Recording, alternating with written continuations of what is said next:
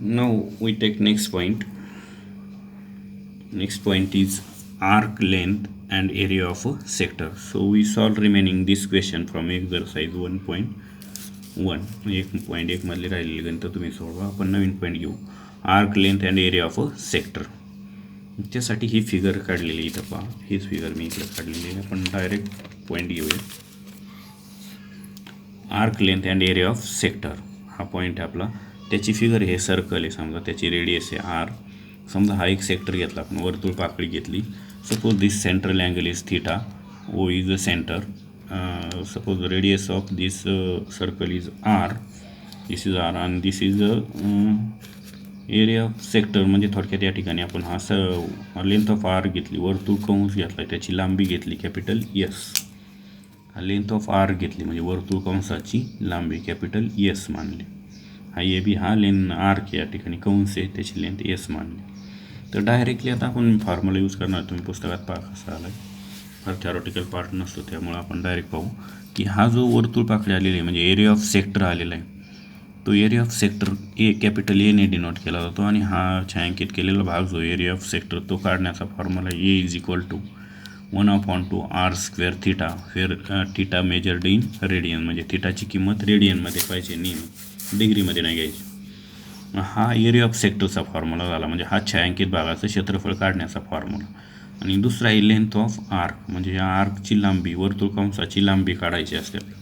त्याचा formula S is equal to R theta. R means radian, theta is a central angle, this central angle. This where also theta is measured in radians, म्हणजे थीटाची value रेडियनमध्येच घ्यायची, डिग्रीमध्ये. Understand? तर this two formula are important for this topic. So we take example on this formula. So we take exercise 1.2. So in exercise 1.2, first question, find the length of an arc of circle. We subtend an angle of 108 degree at the center if the radius of circle is 15 centimeter. म्हणजे त्यांनी काय सांगितलेलं या ठिकाणी, हा central angle दिलेला आहे किती, सबटेंडेड अँगल 108 डिग्री आणि रेडियस दिलेली 15. So see here theta is in radian. So we convert this 108 degree into radian. So we multiply here pi upon 180 radian. मग भाग देऊ इथं. समजा मी 4ने भाग दिला, 4 दुने 8, 2 राहिले, 4 7 28, तर 4 चौक 16, 4 पंचे 20. तर पुन्हा 27 आणि 45 आले, म्हणजे मी 3ने भाग दिला समजा, किंवा 9ने देऊ शकता तुम्ही. 9 त्रिक 27, 9 5 45, म्हणजे 3 पाय अपॉन 5 रेडियन असं ॲन्सर येईल. Then R is equal to 15 centimetre दिलं. आरची व्हॅल्यू किती दिलेली आहे, 15 रेडियस. आणि लेंथ ऑफ आर्क काढायची. मग लेंथ ऑफ आर्कचा फॉर्म्युला काय आहे, S is equal to R theta. So here r is 15 and theta is 3 pi upon, here we get theta is equal to 3 pi upon 5. So here divide 5 by 15, then we get 3 into 3 9 centimeter. So s is equal to 9 centimeter, means here length of arc of circle is 9 centimeter. Understand? Then we get one more question. A pendulum of length, fourth question, a pendulum of length 14 centimeter oscillates through an angle of 18 degree.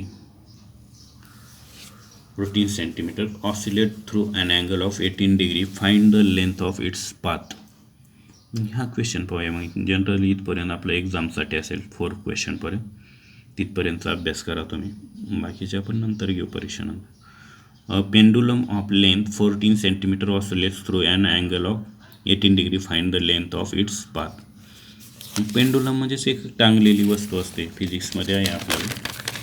पण आता इथं तुम्हाला समजण्यासाठी मी दाखवलेलं आहे की pendulum म्हणजेच एखादी टांगलेली वस्तू. समजा या ठिकाणी ही वस्तू टांगलेली आहे, त्याची ही दोरी आहे, समजा ही वस्तू आहे आणि ही दोरी, या दोरीची लांबी दिलेली 14 सेंटीमीटर. ती ऑसिलेट होते. ऑसिलेट म्हणजे झोके घेण्याकडे, मग इकडून इकडे असे ऑसिलेट होते, झोके घेते, इकडे जाते, इकडे येते. मग हा जो इथं अँगल क्रिएट होतो आहे तो 18 डिग्रीचा दिलेला आहे. मग थोडक्यात हे असं जर कंप्लीट केलं तर परत हे सर्कल तयार होतं. मग हा सेक्टर होतो आणि हा सर्कम्फरन्स ऑफ सर्कल होतो. मग त्याचीच व्हॅल्यू काढायची आपल्याला एसची. मग आता हा ऑसिलेट होतो एवढा, म्हणजे हा सर्कलचा भाग झाला, हा